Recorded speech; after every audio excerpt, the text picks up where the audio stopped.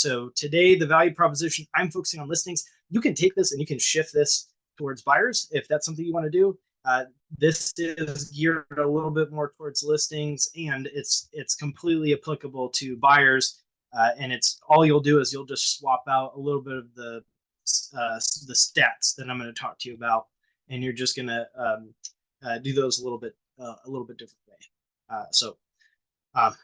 So value proposition. And so why does this matter? Well, like we said, conversion, that is the goal. You're getting this precious listing appointment. That is the goal, is to be able to convert. And so the thing is, when you get that question, right, why should we use you over other realtors? That's the question I want to give you the answer to. Now, you can Google how to come up with your value proposition. What I've seen as a coach now for almost 7 years is that it gets really overwhelming. If anybody's experienced this, it gets overwhelming. It feels complicated and you just don't do it. Or it feels like this really big thing and it's not good enough. It's not perfect enough. And even if you've been in the industry for 5 to 7 years, you still might not have one because it might feel too big or might feel too heavy. Or maybe you do have one. Maybe you do have your value proposition and you want to clean it up a little bit, or maybe firm it up just a little bit more. And so what can you say that 90% of other realtors can't say? That's what we're going to talk about. What's going to make you memorable? So this is the 4 steps to easily do this.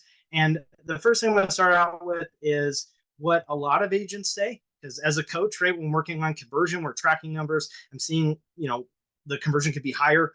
And what I say is, what is your value proposition? What do you have right now? And what most people say is what we call the givens. And this was, again, with the business partner I had, the givens. So most real estate agents will say, syndicated on a bunch of websites. We have great marketing. We have fast response time, social media presence, great customer service. We really care about you. But these are what we call the givens. This is what a lot of realtors say. This is not really having you stand out that much.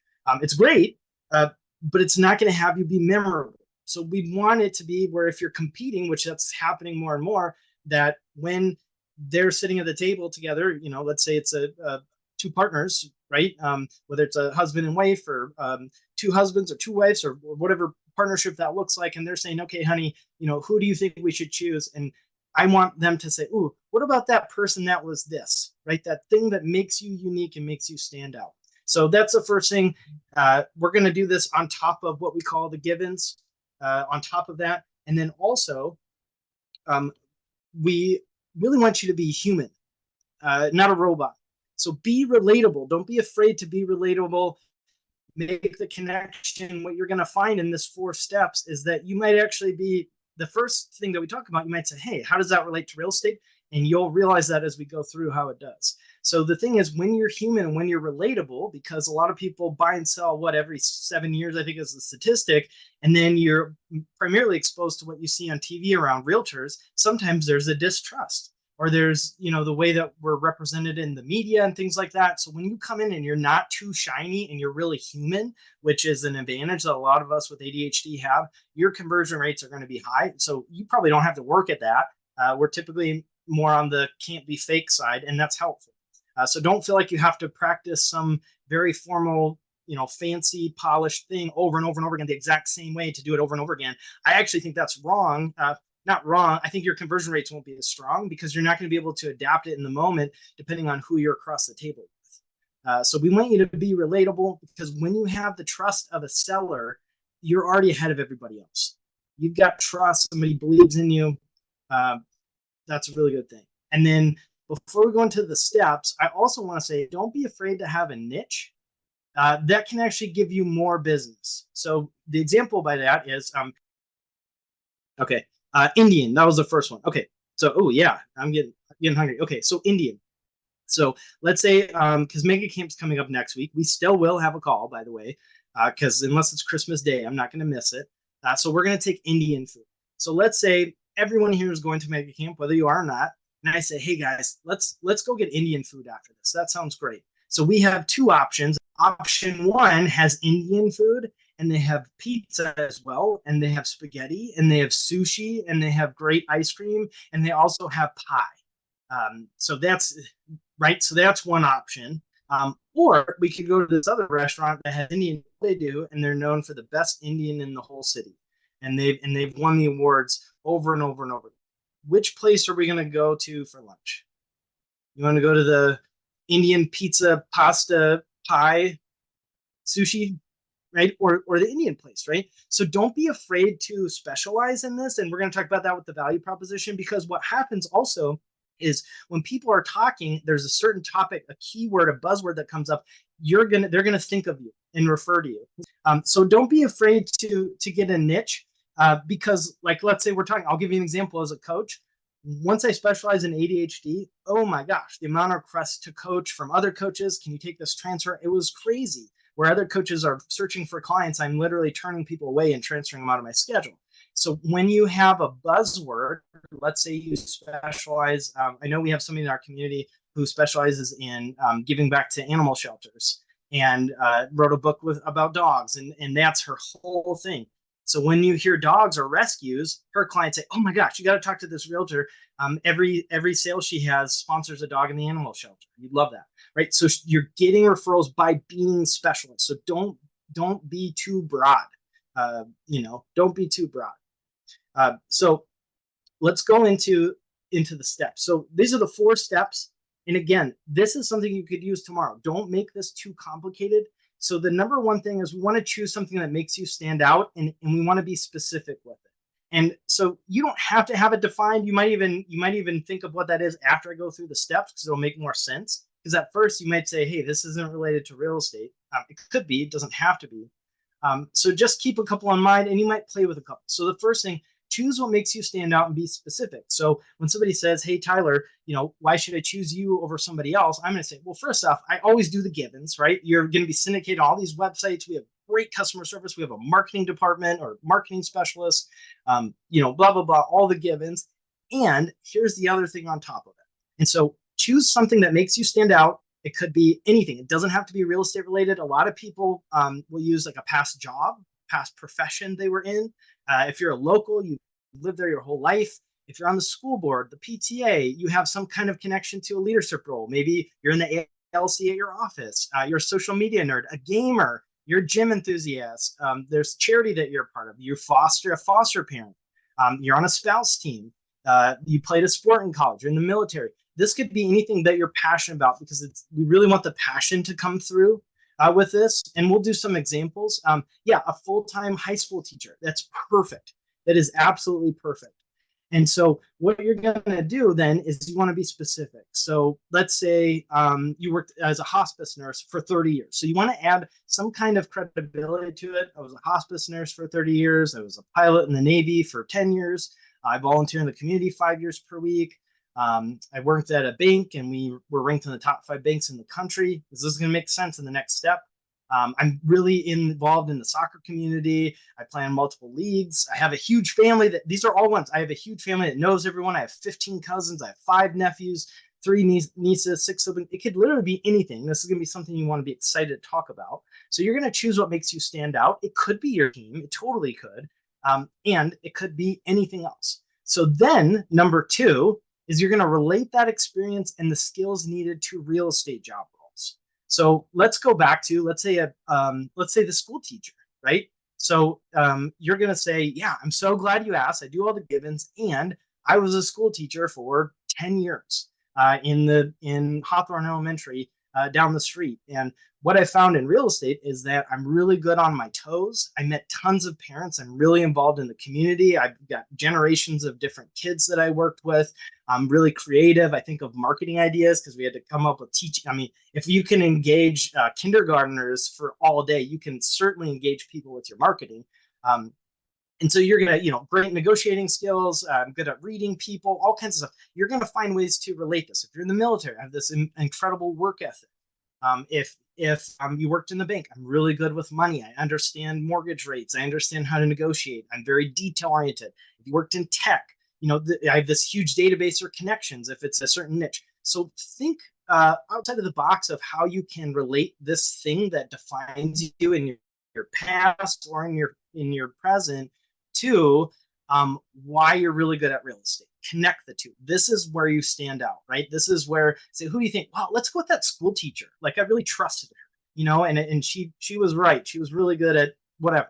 So then this is where we're going to tie it back in. Now we're going to bring in stats to back this up. And so you've got the thing that defines you, right? And you've related it to real estate. And now we're going to say, I'm a school teacher for 10 years. Here are all the good things that I do in real estate that I did well here. And for example, and then here are different stats you can look up. You're going to compare the average of the market to you. This is huge. This is where they say you put the nail in the coffin, right? So you're going to look at, here are a couple of things you could look at. You could do days on market is one stat that you could pull, where, you know, the average market could be 20 and yours is 10 days on average until it sells or whatever. And by the way, you can ask your MCA for help for these. You can Google it. You can look at the MLS. There's a couple ways to do this. So we want to look at days on market because that's something. Average sale price. So again, you could Google that. What's the average sale price of the market? And then what is your average sale price? So average sale price, what you'll do, in case you're wondering or haven't done that before, you're going to take all the sales you've had over the last 12 months, 24 months. And let's say you had 10 sales. So you're going to add up the volume. So whatever they sold for, you're going to add up the total volume of all of those. And you're going to divide it by how many there were. So you're going to add, if you have 450,000 plus 430,000 plus 300,000. So there's 3, you'd add them all up and divide it by 3. That's your average sales price. So then you could compare that to the market average. And if there's a gap, because here's the thing, as you go through these, if there's any that you're worse than the average, well, don't tell them that. Don't use that one. Pull out the ones that really help you shine that you're really good at. So days on market is one, average sales price, list to sale ratio. So this is comparing the price that it's listed for versus the price that it's sold for. So on the listing side of things, obviously you're going to want it sell above. So you're going to look at the average list to sale ratio. And so for example, a common stat, let's say the market has 96% of what the list price is what it actually sells at. Well, my average is 99%. So my houses sell for 99% of what we list them at. So there's a 3% difference. So by listing with me, you're going to get on average 3% more, so I'll kind of go through that and then a little bit more. And then we also have the pending to close ratio. So this one, I think most people here could use this one. So the last time I checked, on average, about 70% of sales that went under contract actually closed. 70% of sales that went under contract, you're coachable and you're learning based. That's why you're on the call, right? So about 70%, it can vary depending on the area. My guess is your average is probably about 90%. That's what I've seen a lot with my ADHD coaching clients. So the national average 70%, mine is 90%. So especially on the buyer side, you could say, hey, you have a 20% higher chance of getting your dream home just by signing with me today. Or on the seller side, if you need to sell, if you go with somebody else on average, you're going to have a 20% lower chance of it selling and you getting to go to Florida to be with your parents.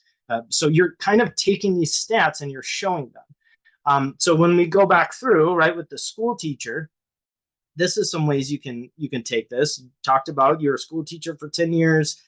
Here are the skills that you have. Now you're saying, here, let me give you an example. I really am good at these skills. And you could say, like going back to the list to sell ratio, right? So the market's 96%. It sells for 96% of what the asking price is. Mine is 99%. That's a 3% difference. Your house is worth $425,000. 3% of that is $12,750. I did the math before this. So $425,000 house, 3% is $12,750. So you could say, just by signing with me today, not even including my negotiating skills, all that, you're going to make an average of $12,750 just by signing with me today, based on my numbers. And that's because of my background. Does that make sense? I mean, that's a pretty good value proposition to say, hey, literally just sign here and you make an extra $12,750. So you really want to get the statistics in there. And then the fourth step is to create bullet points and present it with confidence. Because we've already got the gibbons, right? You're going to have a listing presentation. This is the thing that kind of takes it over the edge. And you might have bullet points, and I mean that. Don't make it too complicated. We want there to be, I mean, if you have to practice, you can, and saying it a certain way, if that's, but we want it to be where you can be a little bit flexible, because the reason for that, and with that is, and why this is designed, we want to be able to present different personality types and have them be able to connect. So if we did give statistics, we're not going to connect to the detail-oriented people. If we didn't give something that made us human, then we may not connect to, have you guys heard of the DISC profile before? I know it's not talked about as much. So, okay, so the DISC personality profile, there's 4 letters in that. So DISC, D-I-S-C. So to sum that up, the D personality is more of your driver, bullet point, get to the point person. Your I personality is going to be your extrovert, life of the party, gets energy from other people, fun. Your S out of the DISC is going to be slow and steady, calculated, really taking care of people, a little bit more emotional based, not like too emotional, just a little bit more emotional based. And your C personality is going to be detail oriented. And most people fit into one of those categories that are a combination of both.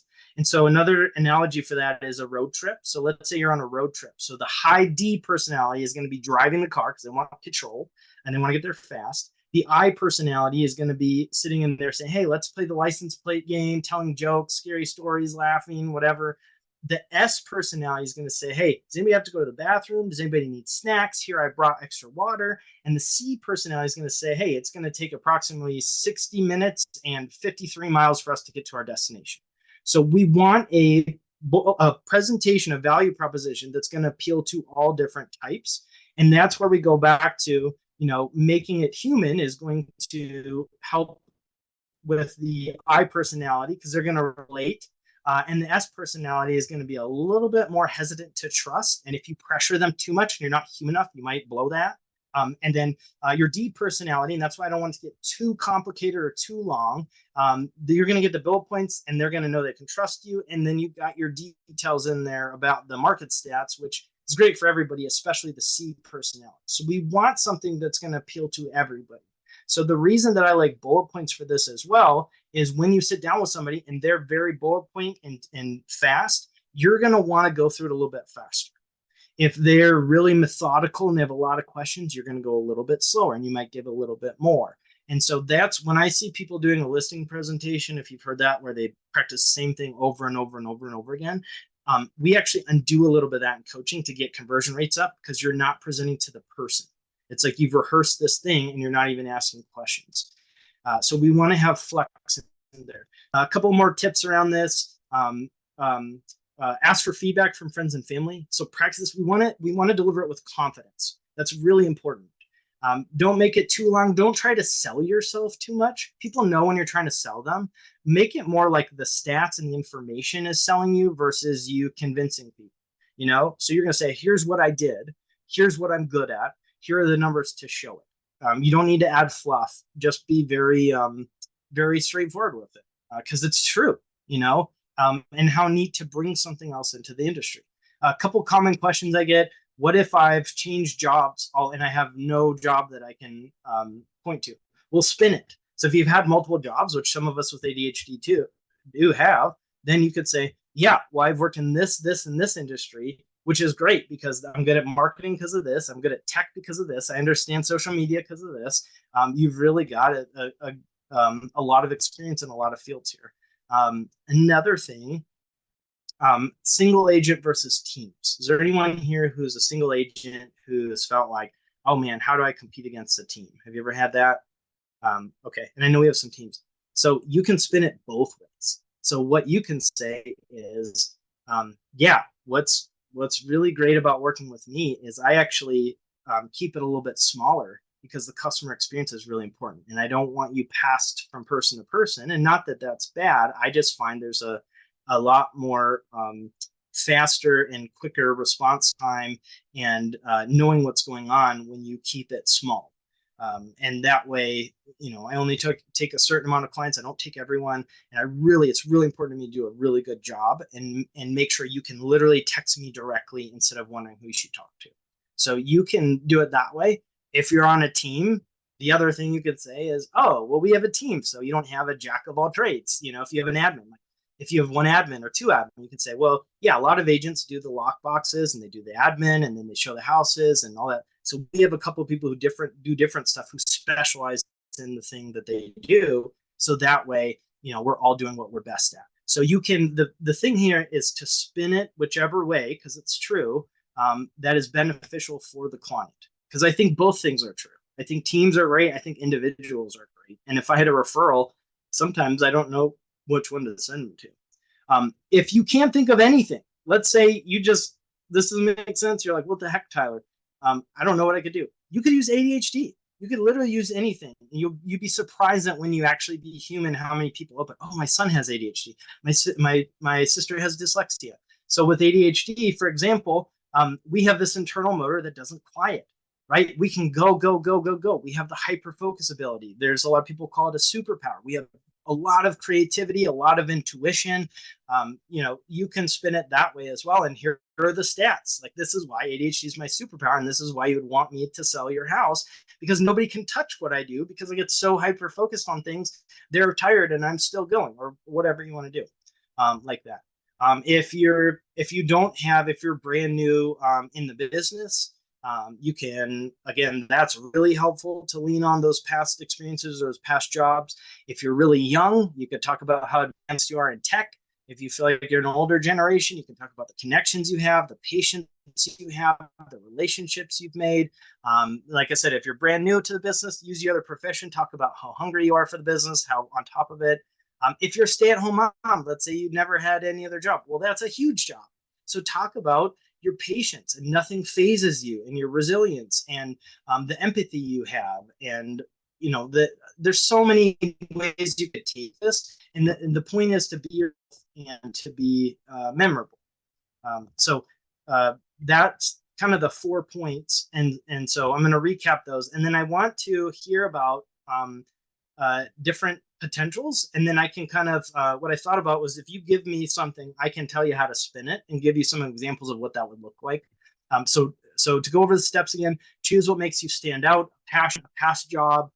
It totally can be real estate. If you have some really cool, unique thing you do for marketing, you can totally use that here. Make sure it's memorable.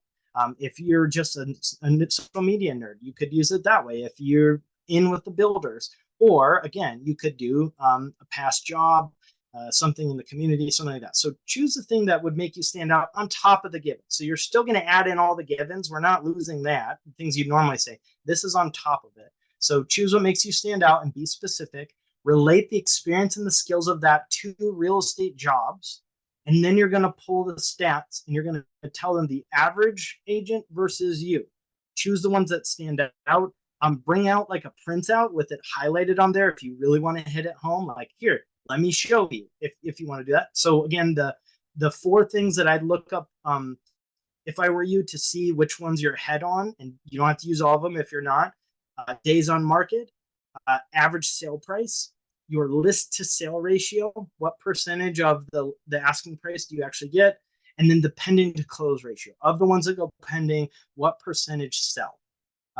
And then number 4, you're going to get those bullet points and you're going to present it with confidence. That's so huge. When you present something with confidence and passion, people feed off that. They really do. And it's going to make you memorable. So those are the main steps. So yeah, thank you so much for, I feel super supported. Like, I feel like, I don't know. Yeah, I'm really grateful for you. So thanks for giving me so much purpose and being so, just great and supportive, and my people, like, you guys are my people. So yeah. All right. Well, have a wonderful, wonderful week. We may see you in Austin. If not, we'll see you next Tuesday. And let me know if you have any question on value proposition, and we'll talk to you next time. All right, everybody. Have a great day.